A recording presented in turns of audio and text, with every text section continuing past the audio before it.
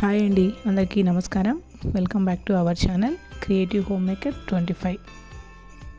అందరూ ఎలా ఉన్నారు? బాగున్నారా? నేను కూడా చాలా బాగున్నాను. మీరందరూ కూడా బాగుండాలని కోరుకుంటూ ఇవాళ వీడియో స్టార్ట్ చేసేద్దాం.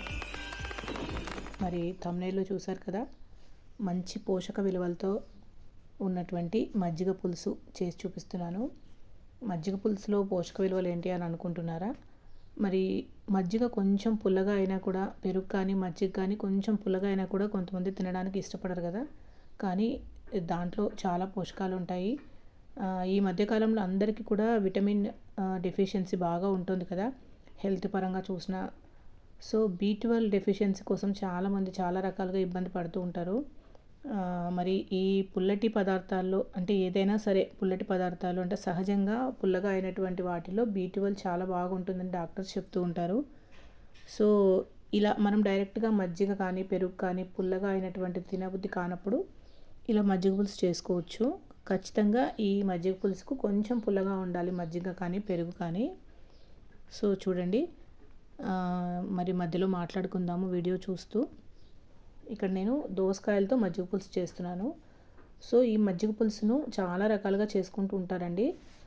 ఎలా చేసినా కూడా టేస్ట్ చాలా బాగుంటుంది. బెండకాయలు వేసుకొని చేసుకోవచ్చు, నెక్స్ట్ సొరకాయ వేసుకొని చేసుకోవచ్చు. ఇవంతా కానప్పుడు మనము టమాటా ఉల్లిపాయ వేసుకొని చేసుకోవచ్చు. సో నేను ఇవాళ దోసకాయ వేసి చూపిస్తున్నాను. చూడండి, ఇలాగ దోసకాయలన్నిటిని కూడా మనం శుభ్రంగా కడుక్కొని చేదు చూసుకొని అలాగే ఇలా పొడుగ్గా చిన్న చిన్న ముక్కలుగా కట్ చేసి పెట్టుకోవాలి. తర్వాత పచ్చిమిర్చిని కూడా ఇలాగే పొడుగ్గా చీల్చుకోవాలన్నమాట. కొంచెం కారం అనేది కొంచెం బాగుంటుంది. చూడండి, అన్నిటిని కూడా ఇలాగ తరిగి పెట్టేసుకున్నాను. అలాగే అల్లం కూడా మనం శుభ్రం చేసుకొని అల్లాన్ని కూడా చిన్న చిన్న ముక్కలుగా చేసి పెట్టుకోవాలి. ఇష్టం ఉన్నవాళ్ళు ఈ అల్లాన్ని మిక్సీలో పట్టుకొని అంటే పచ్చిమిర్చి అల్లం కలుపుకొని పేస్ట్ లాగా చేసుకొని కూడా వేసుకోవచ్చు. కాకపోతే నాకు ఇలాగే ఇష్టం అనమాట. మధ్య మధ్యలో మనకు అల్లం ముక్కలు తగులుతూ ఉంటాయి తింటున్నప్పుడు, అందుకే నేను ముక్కలుగా కట్ చేసి వేసుకున్నాను. చూడండి, ఇక్కడ ఒక గిన్నె తీసుకొని ఆయిల్ వేసుకొని కొద్దిగా పోపు దినుసులు వేసుకున్నాను. ఈ పోపు అన్నది లాస్ట్లో కూడా పెట్టుకోవచ్చు అండి, మన ఇష్టం. అంటే పులుసు మొత్తం తయారైపోయిన తర్వాత అయినా పోపు వేసుకోవచ్చు. కొద్దిగా కరివేపాకు వేసుకొని మనం కట్ చేసి పెట్టుకున్న పచ్చిమిర్చి అలాగే అల్లం ముక్కలు కూడా వేసుకుంటున్నాను. సో మనం బెండకాయలు వేసుకున్నా కూడా, సొరకాయ వేసుకున్న తర్వాత వంకాయ వేసుకున్న, ఇష్టం ఉన్న వాళ్ళు మిక్స్డ్ వెజిటబుల్స్ వేసుకున్నా కూడా మజ్జిగ పులుసు చాలా బాగుంటుంది. తర్వాత వీటన్నిటిని కొద్దిగా వేగనివ్వాలి. కొద్దిగా జస్ట్ అలా ఒక 1 మినిట్ పాటు వేయించుకున్నాక మనం కట్ చేసి పెట్టుకున్న దోసకాయ ముక్కలు ఉన్నాయి కదా, సో అవన్నీ కూడా వేసుకోవాలి. ఇదే ప్రాసెస్తో మనం ఏ రకమైన కూరగాయలు వేసుకున్నా కూడా సేమ్ ఇలాగే చేసుకోవచ్చండి. బెండకాయలు, వంకాయ, సొరకాయ ఎవరికి ఇష్టం ఉన్న రకంగా వాళ్ళు వేసుకోవచ్చు. తర్వాత ఈ ముక్కలు కొద్దిగా మెత్తబడడానికి సాల్ట్ వేసుకోవాలి. పులుసు మొత్తానికి తర్వాత వేసుకుందాం సాల్ట్. సో వేసుకొని వీటిని అలా కొంచెంగా కుదించుకొని అంటే కిందికి పైకి కొంచెం అలా కలుపుకొని కొద్దిగా వాటర్ వేసుకొని మనము మూత పెట్టేసుకొని మగ్గించుకోవాలి.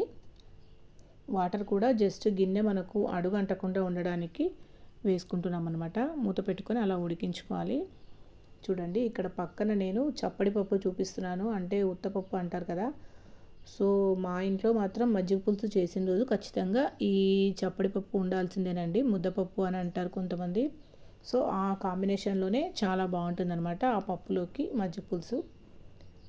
ఇక్కడ నేను ఈలోపు మనకు దోసకాయ ముక్కలు అవంతా మగ్గే లోపల మనం ఇక్కడ మజ్జిగ తయారు చేసుకుందాము. సో ఇలా పెరుగు మిగులుతూ ఉంటుంది కదా, ఎప్పటికప్పుడు కొంచెం మిగిలిన పెరుగంతా కూడా నేను ఇలాగా బాక్స్లో స్టోర్ చేసి పెట్టుకుంటుంటాను.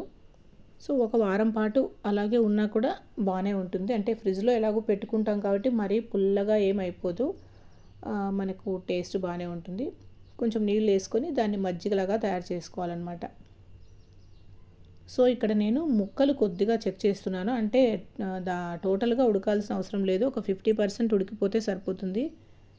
ఎందుకంటే మనకి ఇంకా ప్రిపరేషన్ చాలా ఉంది కదా, ఈ లోపల ముక్కలన్నీ కూడా మెత్తబడిపోతాయి.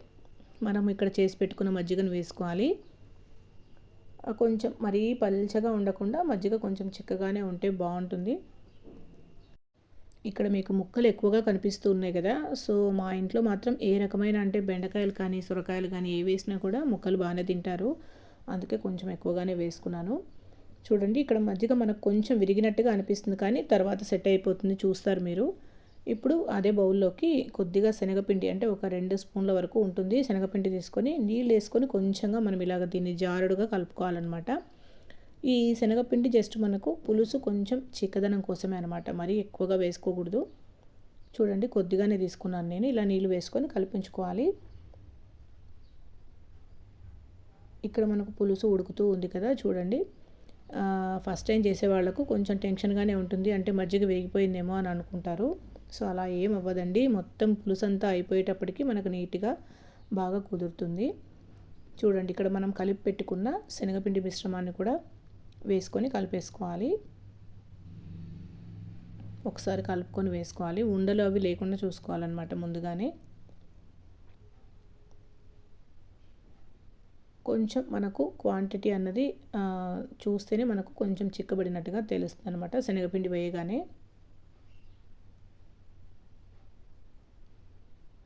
సో చాలా బాగుంటుందండి. సమ్మర్ స్టార్ట్ అయిందన్నప్పుడు మనం అప్పుడప్పుడు ఈ మజ్జిగ చారు కానీ మజ్జిగ పులుసు కానీ చేసుకుంటూ ఉంటే ఒంటికి చాలా చలువ చేస్తుంది. సో తర్వాత ఒక చిన్న ప్రిపరేషన్ ఉంది. ఒక చిన్న మిక్సీ జార్లో ఎండు కొబ్బరి ముక్కలుగా కట్ చేసి పెట్టుకున్నాను, అలాగే ధనియాలు పచ్చివేనండి, వీటిని ఏం వేయించిన అవసరం లేదు, పచ్చివే వేసుకోవచ్చు. వేసి మెత్తగా కొంచెం ఫైన్ పౌడర్ లాగా చేసుకోవాలి మనము. ఈలోపు మనకి ఇక్కడ పులుసు కూడా దాదాపుగా దగ్గర పడింది, బాగా ఉడికింది కూడా.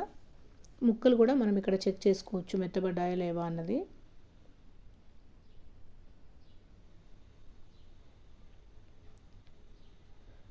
తర్వాత మనం పౌడర్ చేసి పెట్టుకున్న ధనియాలు ఎండు కొబ్బరి పొడి వేసేసుకొని కలుపుకోవాలి. ఇంకా దాదాపుగా మనకు పులుసు అంతా కూడా ఇక్కడ ప్రిపరేషన్ అయిపోయినట్టేనండి. ఈ స్టేజ్లో మనము ఉప్పు చెక్ చేసుకోవాలి, అంటే ఇందాక మనం ముక్కలు ఉడకడానికి కొంచెం ఉప్పు వేసుకున్నాం కదా, ఇప్పుడు పులుసుకు కూడా మొత్తానికి తగినట్టుగా ఉప్పు వేసుకోవాలి మనము.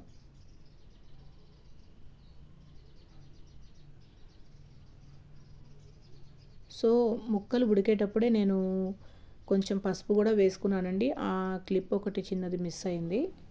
ఇప్పుడైనా వేసుకోవచ్చు, ఇబ్బంది ఏం లేదు. పసుపు అన్నది మనకు కలర్ బాగుండాలి కాబట్టి వేసుకోవాలి. ఫైనల్లో ఇంకా మనకు పులుసు అంతా రెడీ అయింది అన్న స్టేజ్లో ఇంగువను వేసుకొని అలా మూత పెట్టేసుకోవాలి.